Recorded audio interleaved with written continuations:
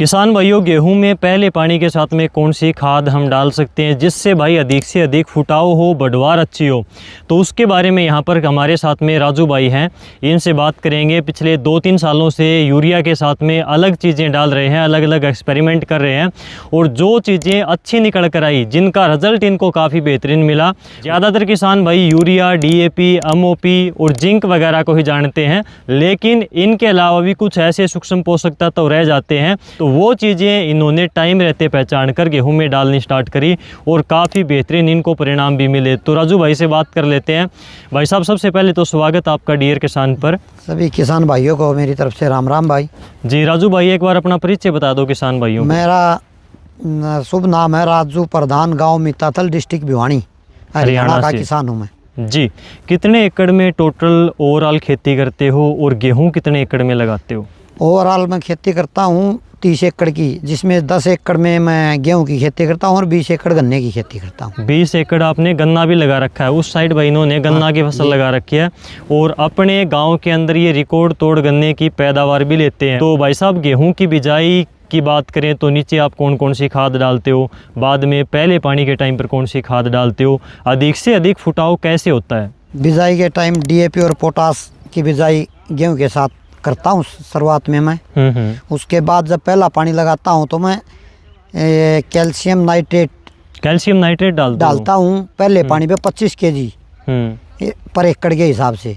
ठीक है। तो उसका जो रिजल्ट मिला है आपको बताऊं कि उसमें यूरिया की मात्रा भी कम डालनी पड़ती है गेहूं के अंदर।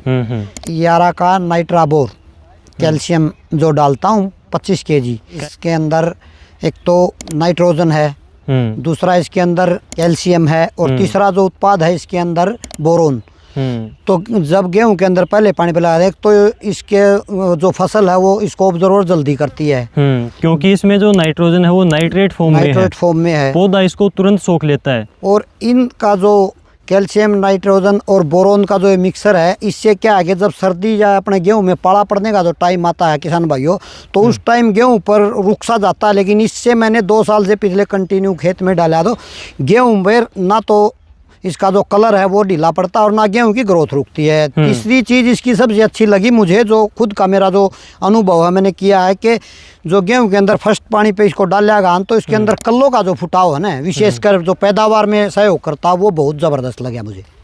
कल्लों की संख्या बढ़ती है और जैसा इन्होंने बताया नाइट्रोजन इसमें नाइट्रेट फॉर्म में है, तो इसको पौधा तुरंत ले लेता है नाइट्रेट फॉर्म वाली नाइट्रोजन को और जल्दी इसका रिजल्ट आता है। इसके अंदर बोरोन भी है जो कि दाने के ऊपर काम करता है। तो ये डालने के बाद में आपको पैदावार में फ़र्क नज़र आया? दाने के वज़न वगैरह में, बाली के अंदर ऊपर छोटे दाने रहते हैं उनके साइज़ वगैरह में कोई फ़र्क नज़र आया आपको? हाँ बिल्कुल। इसका किसान भाइयों, जब इसका मैंने पैदावार के ऊपर लास्ट में ध्यान दिया कि क्या निकलेगा, जब कोई प्रोडक्ट डाल रहे हैं तो उसका रिज़ल्ट देखा, तो एक तो इसका दाना का साइज़ और जिसे पहले साल जो डाला दूसरे खेत का दाने के साइज़ में फ़र्क था। दूसरा, जो गेहूं की पैदावार, जिस लास्ट टाइम ये प्रोडक्ट यूज़ करने के बाद जो गेहूं की बढ़वार, जो नीचे कल्लों की सारा एक समान तो गेहूं था, उसमें जब पैदावार देखी गई तो मैंने एक कोई बर्तन लेके, एक तो जिसमें कैल्शियम नाइट्रेट 11 वाला जो डाला हुआ था यो देखा, तो उसके वज़न तोला गया। एक तो बगैर ये कैल्शियम डाला हुआ और एक ये कैल्शियम वाला जो खेत में था, तो दोनों में सेम डाल के वज़न तोला गया। तो वज़न में क्या था कि उस बर्तन में जो ये कैल्शियम नाइट्रेट जो डाला गया था उसका वज़न में इसके वज़न में फ़र्क था। और एक दूसरा फ़र्क सबसे मेन देखा कि दाने का जो साइज़ था ना, वो बड़ा अव्वल दर्जे एक समान और बड़ा साफ़ सुथरा अच्छा था। ये फ़र्क देखा गया, दाने के साइज़ में और दाने के वज़न में फ़र्क आया, क्योंकि इसके अंदर बोरोन है। आजकल तो भाई साहब बाद में NPK के साथ में बोरोन और जिंक वगैरह का स्प्रे करते हैं, तो बोरोन की अहमियत किसान अब समझने लगा कि बोरोन का फसल में क्या महत्व है और इसके क्या फ़ायदे होते हैं। तो बाद में स्प्रे करते हैं, उसके मुकाबले में आपने नीचे डाल दिया बोरोन, तो स्प्रे से ज़्यादा बेनिफिट मिलता है या फिर नीचे डालने से? देखिए किसान भाइयों, स्प्रे से तो जो टाइम होता है, स्प्रे तो होती है लास्ट जब गाभे के टाइम या बालियाँ निकलती हैं तब लोग करते हैं। लेकिन जो नीचे डाला गया, जो आवश्यक तत्व जो फसल को चाहिए, तो जो नीचे मुझे लगा कि बहुत अच्छा काम, जो नीचे बोरोन डाला और कैल्शियम डाला, इसका रिजल्ट ऊपर से ज़्यादा था। बिल्कुल, ये बात मैं हर बार आपको बताता हूँ किसान भाइयों की भाई जो खाद नीचे ज़मीन से अगर पौधे को मिलती है तो उसका बेनिफिट ज़्यादा होता है। स्प्रे से भी फ़ायदा होता है लेकिन उतनी मात्रा में रिज़ल्ट नहीं मिल पाता जो चीज़ें हम ज़मीन में डालकर पौधे को देते हैं। और पौधा जो खाद जो खुराक जड़ों से उठाता है उतनी ताकत पौधे को बाद में स्प्रे से कभी नहीं मिलती। तो जितना उसके खाद आपको नीचे ज़मीन में ही डालना चाहिए, चाहे वो बेसल डोज में है बिजाई के टाइम पर, चाहे वो पहले पानी के साथ में। राजू भाई, एक सवाल किसानों का बार बार मेरे पास में आता है कि भाई पहला पानी कितने दिन पर गेहूँ में लगाना चाहिए?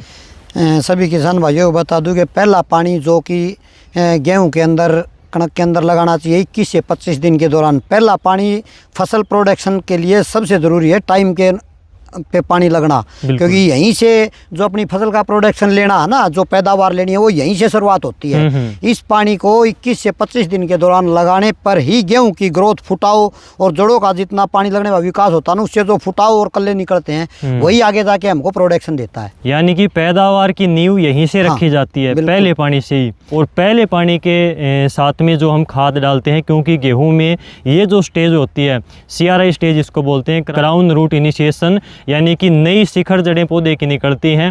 और इस समय पर जितनी खुराक गेहूं को मिलती है उतनी उसकी स्वस्थ और मजबूत जड़ें निकलेंगी, उतना ही ज़्यादा पौधा बुस्ट दिखाएगा, उसमें से कल्ले उतने ही अधिक निकलेंगे। तो ये चीज़ इन्होंने महसूस करी और यारा कंपनी की इन्होंने यारा लीवा नाइट्रोबोर के नाम से जो खाद आती है, इसमें नाइट्रेट फॉर्म में नाइट्रोजन मिलता है पौधे को, इसके अंदर कैल्शियम होता है और बोरोन होता है। तो ये चीज़ें अभी फुटाव से लेकर बाद में पैदावार तक फ़र्क डालती हैं और पैदावार अंत में इससे बढ़ती है, जैसा कि यहाँ पर राजू भाई ने भी हमारे साथ में अपना एक्सपीरियंस शेयर किया।